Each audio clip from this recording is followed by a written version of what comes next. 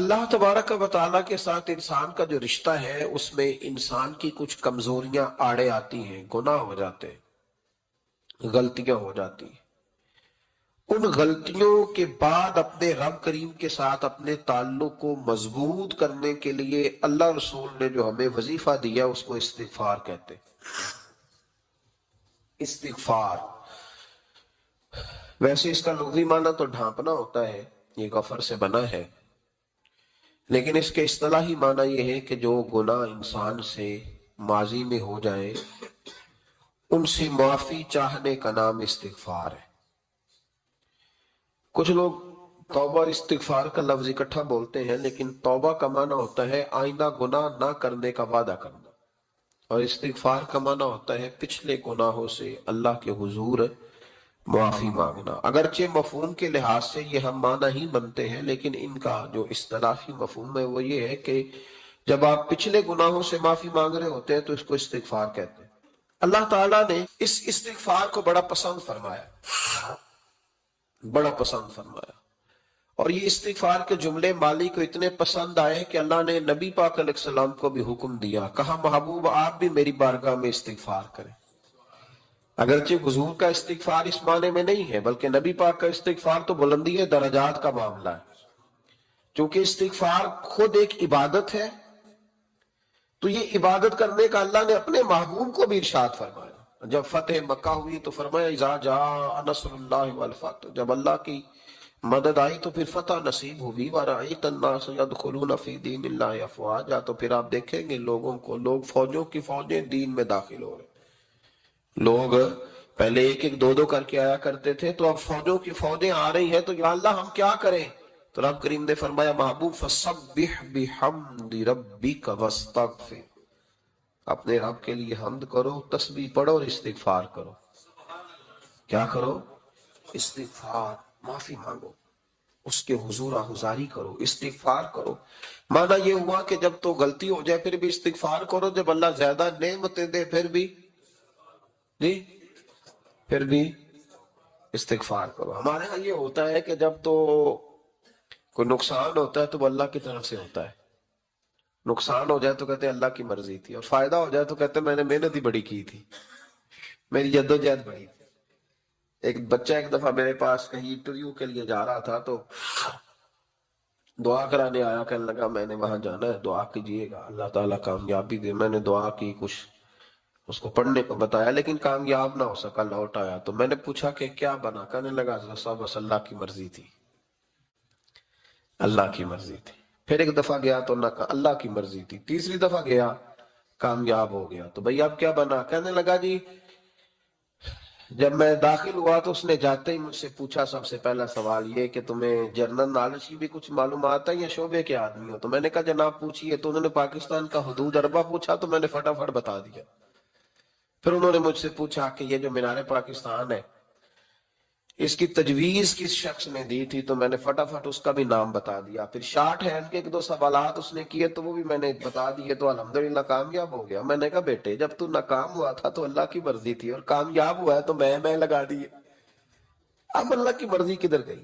یہ اتنا بڑا نقص ہے انسانی فطرت کا، اتنی بڑی کمزوری ہے کہ معاذ اللہ تعالی ہم کمزوریاں قدرت کے کھاتے میں ڈال دیتے ہیں، اور ناکامیاں قدرت کے کھاتے میں، اور کامیابیاں کیا تماشا۔ حالانکہ ہونا یہ چاہیے تھا کہ جہاں انسان کمزور پڑے تو کہے میری غلطی تھی، میری غلطی تھی۔ صوفیاء یہ سبق دیتے ہیں، اللہ کے بندے یہ پیغام دیتے ہیں کہ جب تو کہیں ناکام ہو جائے تو سمجھ جائیے تیری، اور جب تو کامیاب ہو جائے تو سمجھ رہے اللہ راضی ہو گیا تھا، اللہ نے رحمت کر دی، اس نے فضل کیا۔ تو یاد رکھیں استغفار، کئی چیزوں پہ استغفار ہوتا ہے، کئی چیزوں پہ، اور استغفار کا نفع ملتا ہے۔ کیا نفع ملتا ہے؟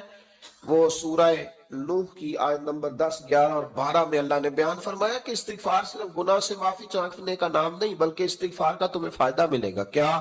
رب فرماتے ہیں فَقُلْتُ اسْتَغْفِرُوا رَبَّكُمْ، جب حضرت نوح کی قوم قحط کا شکار ہو گئی، آزمائشیں آ گئیں، تو آ کے حضرت نوح سے کہنے لگے اب ہم کیا کریں؟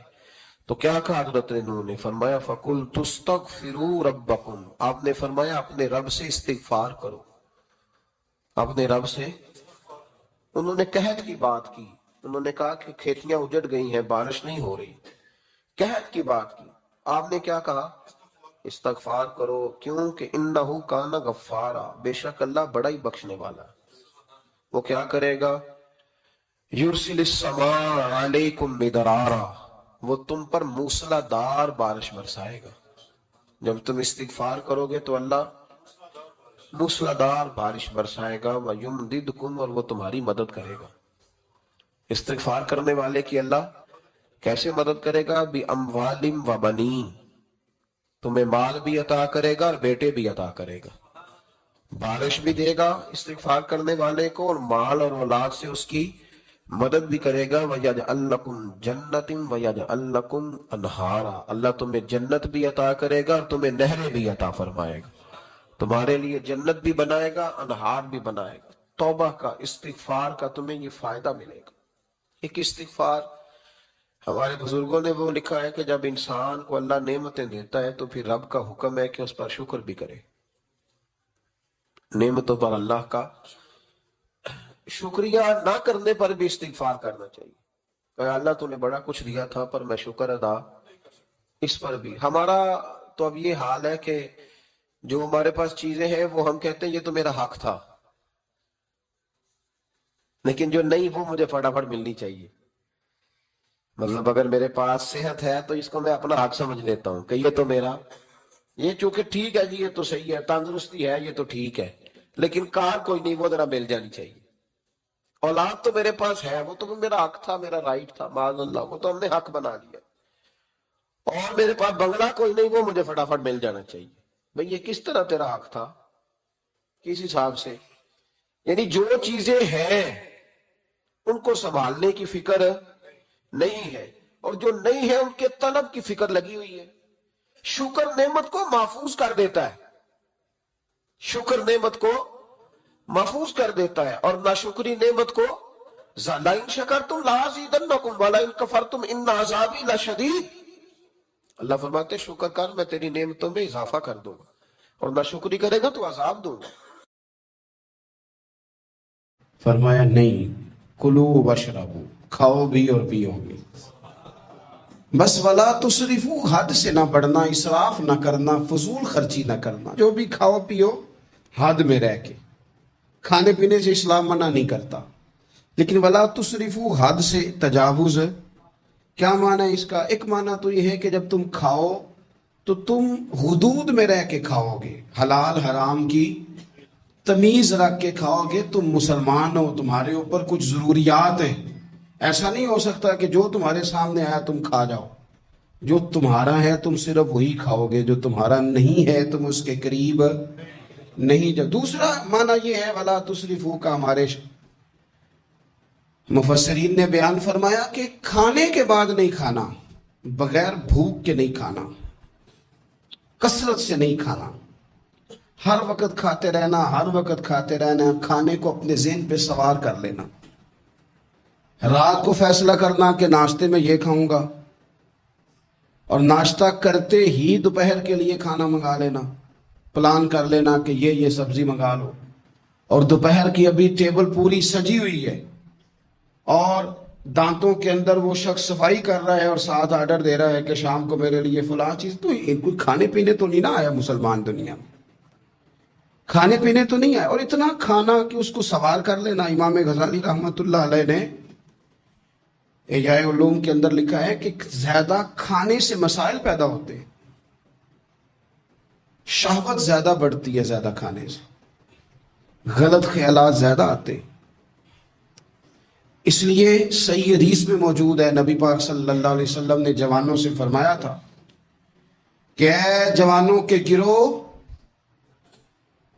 یا نکاح کر لو، اور اگر طاقت نہیں رکھتے تو روزے رکھا کرو، اس لیے کہ فاقہ شہوت کو کم کرتا ہے برے خیالات کو، یہ کمزوری لاتا ہے تھوڑی سی انسان کے جسم میں، تو خیالات کم ہوتے ہیں، اور پھر جب آپ اپنا پیٹ بھر لیتے ہیں، ایک تو آپ سست ہو جاتے ہیں، نیند غلبہ کرتی ہے، غلبہ نیند کا بندے کو غافل کرتا ہے۔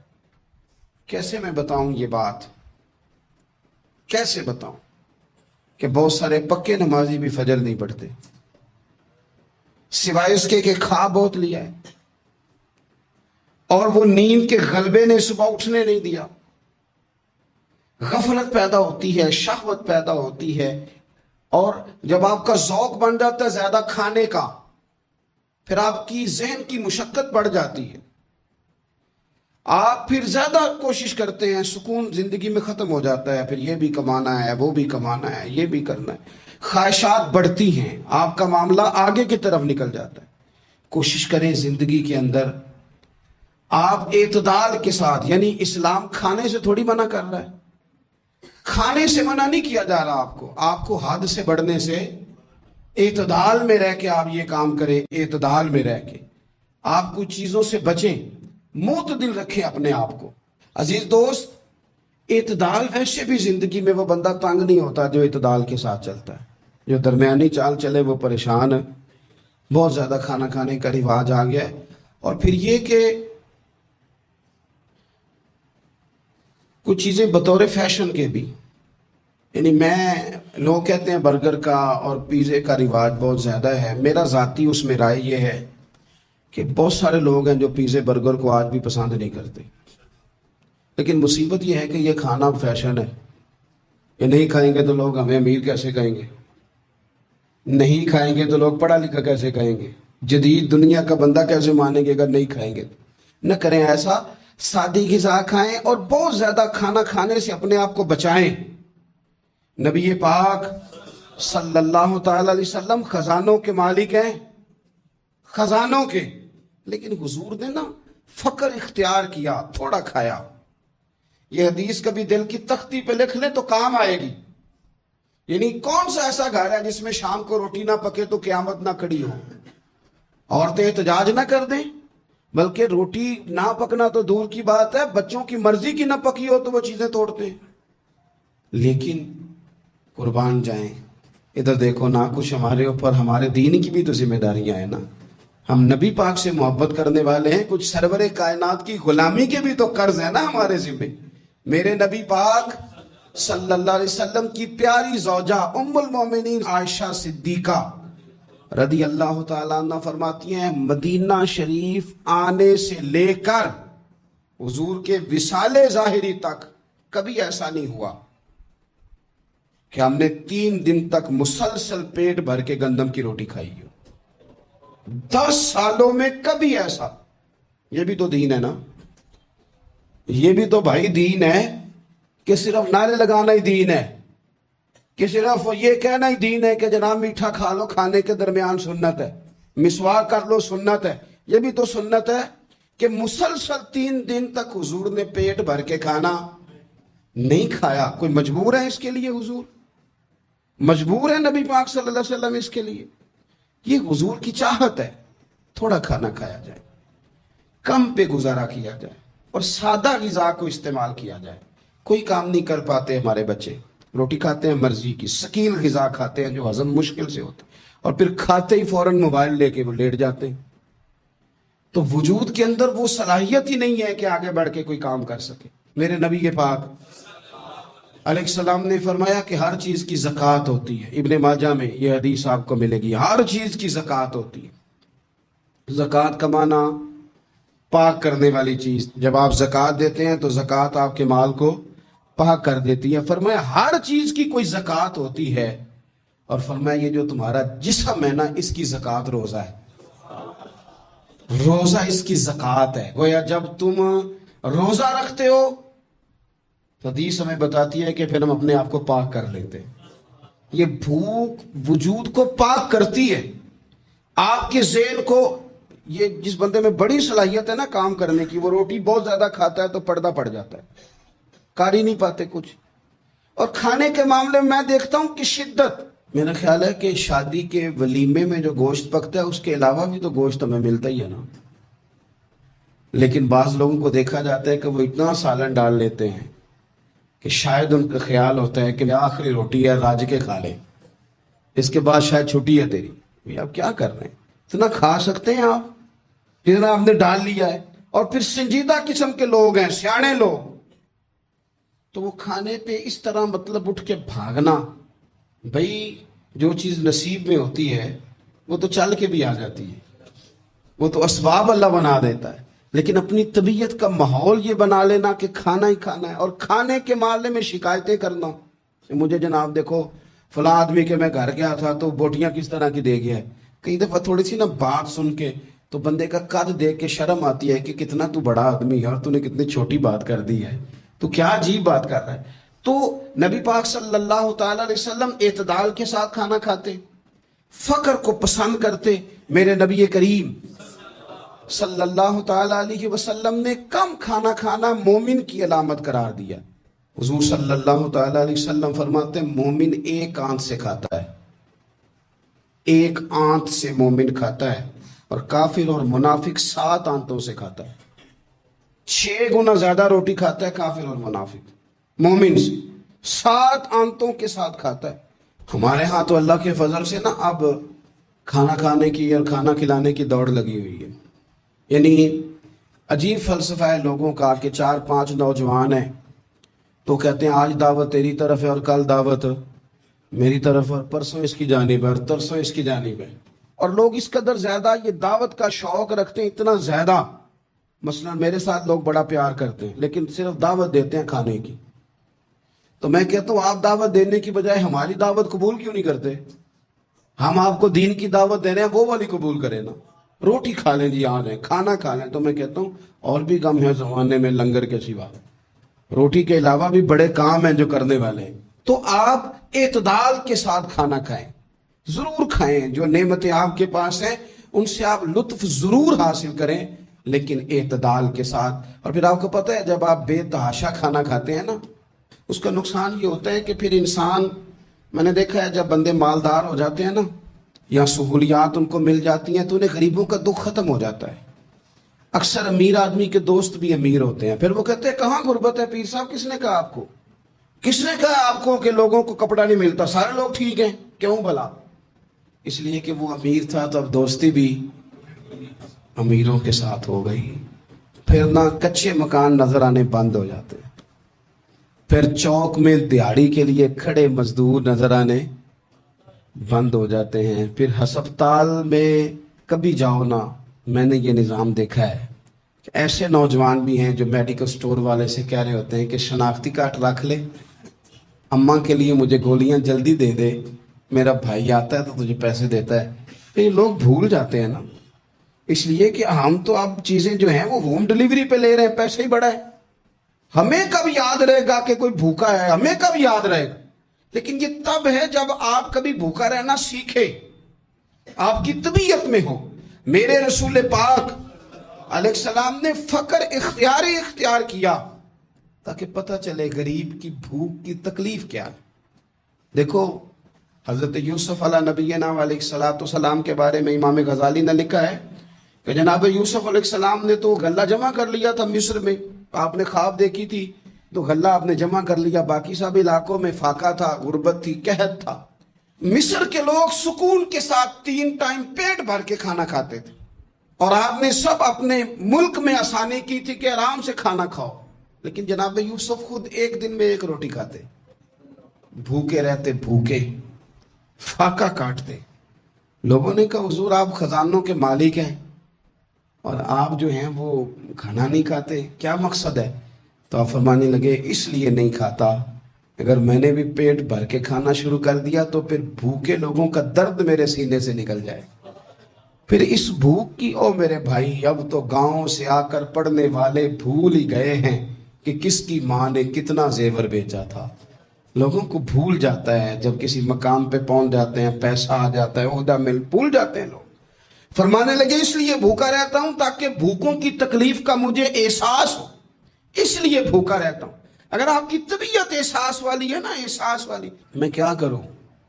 مجھے کہنے دیں یہ بات آپ کہ امیر کے فریزر میں اتنا پھل خراب ہو جاتا ہے جتنے سے غریب کی ماں کی شوگر کی 2 مہینے کی دوائی آ جاتی ہے کہ مجھے یہ نہیں نہ بتانا چاہتا کہ فریزر خالی رہ جائے میرا، مجھے کیا لینے دیں آپ یہ بات، کیا لینے دیں کہ بہت سارے لوگوں کے کپڑوں کے اتنے پیسے دھوبی لے لیتا ہے जितने कपड़ों से शायद कई गरीब माओं के दुपट्टे और चादरें बन जाएं, लेकिन ये कि वो कपड़े धोबी नहीं इस्त्री करेगा तो हमारी शान का क्या बने। करो यार, लेकिन थोड़ा सा ना, मैंने पिछले जुमे भी कहा था, और राशन बंटन वाले लोगों ईदों बाद भी भूख लग दीजिए। ये जो पेट की भूख होती है ना, ये बंदे से बड़ा कुछ कराती है।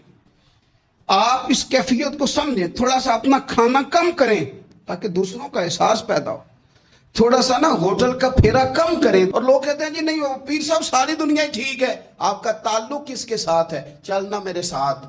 मैंने पूरा पाकिस्तान घूमा है, मैं आपको वो वाले शहर दिखा सकता हूं कि जहां लोग कहते हैं कि रोटी खाएं कि दवाई खाएं। तो भूखे रह के जो मर जाना है तो दवाई रहने दो, रोटी खाते हैं। आप इस कैफियत को समझें, थोड़ा सा अपना खाना कम करें ताकि दूसरों का एहसास पैदा हो। मखदूमा कायनात सैयदा तैयबा ताहिरा जाने अहमद की राहत पे लाखों सलाम। सैयदा दाखिल हुई तो अपने पल्लू से ना चादर से कोई चीज खोली। पुराने जमाने में ना औरतें दुपट्टे के साथ ही पैसे बांध लेती थी, वो तो बाद में पर्स आया तो वो रिवाज खत्म हो गया।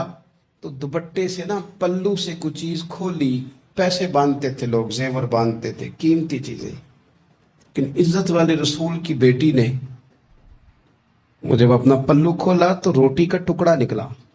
पूरी रोटी नहीं थी, आधी थी या उससे कुछ ज्यादा थी, एक हिस्सा रोटी का निकला। तो नबी करीम सल्लल्लाहु ताला अलैहि वसल्लम की बारगाह में रोटी पेश करके अर्ज करने लगी, या रसूलल्लाह, कई दिनों के बाद अली थोड़ी सी गंदम लाए थे, पीसी है तो एक की रोटी पकी है, 2-3 लुकमे मैंने खा लिए थे तो मुझे आपका ख्याल आया, तो हुजूर मैं ये रोटी लेके आई हूँ।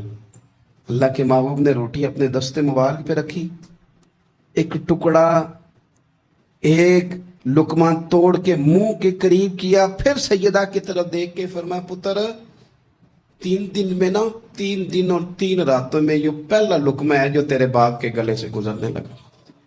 ये 2 जहां के शाह हैं, ये पास कुछ रखते नहीं, 2 जहां की नेमतें हैं इनके खाली हाथ में। हजरत आयशा सिद्दीका रदी अल्लाह तआला अन्हा फरमाती हैं, हुजूर इतना फाका करते थे कि पेट मुबारक पीछे कमर से जा लगता, तो मैं ना हमदर्दी के साथ प्यार से पेट पे हाथ फेरती, ओ गरीबो न रोया करो ना यार, अगर कभी फाका काटना पड़ जाए, बड़े खुशबख्त हो, तुम वो काम करते हो जो हसनैन की अम्मा करती थी, तुम वो काम करते हो जो रब के लाडले महबूब करते थे, तुम वो लोग हो। हुजूर अमीरों को भी बड़ा करम फरमाते थे, मालदारों पे भी शफकत करते थे, पर कभी सुना है किसी ने कहा हो अमीर नवाज रसूल? जब भी सुनोगे यही जुमला मिलेगा, गरीब नवाज रसूल, गरीब नवाज रसूल। तो फिर तुम्हारी गरीबी बड़ी शान वाली नहीं, जिस पर करम नवाजियां मदीने वाले हबीब फरमाते? फिर ये फाके बड़े महबूब नहीं? फिर ये थोड़ा सा गरीबी में वक्त गुजारना ये बड़ी अजमत वाला नहीं? मेरे अजीज, अगर जिंदगी के अंदर थोड़ी तवज्जो हो जाए, थोड़ा सा ख्याल हो जाए, तो बहुत सारी हमारी जो दिक्कतें हैं जिंदगी में, जो आजमाइशें हैं, वो खत्म हो जाए। बच्चों को भी थोड़ी आदत बनाएं। मैं आपको बताऊं, ख्वाहिशात अगर बच्चों की महदूद हो जाए ना, तो बाप की मेहनत भी थोड़ी कम हो जाए। हमारे ना ख्वाहिशात की वुसअत ने हमारे वालिदैन को थका दिया, हमारी ख्वाहिशात की वुसअत ने बाप को ओवर टाइम लगाने पे मजबूर किया है, हमारी ख्वाहिशात की वुसअत ने। कई बाप हैं जिनका दिल करता है कि परदेश से वापस आ जाओ, इनका दिल करता है कि अब पता नहीं है जिंदगी का, तो मैं लौट आऊं। काश बेटे अपनी ख्वाहिशात कम कर दे, काश बच्चे अपनी ख्वाहिशात थोड़ी महदूद करें, थोड़े पे गुजारा सीखें, ताकि हमारे बहुत सारे प्रदेश में रहने वाले लौट आए देश में, अपनों के साथ आके वो रहें, वो अपनों के जनाजे पढ़े, वो अपनों की फातिहा में शरीक हों, वो अपनों के दुख सुख देखें। ख्वाहिशात की वुसअत, बहुत खाने का शौक, अनवा व इकसाम के कपड़े, लेकिन लोगों की जवानियां परदेश खा गया और उनकी दौलतें ख्वाहिशात खा गई। काश वालिद भी अपने बच्चों को ये समझाने में कामयाब हो जाए कि थोड़े पे गुजारा करना, इससे इंसान वुसअत पकड़ लेता है, बड़ा हो जाता है।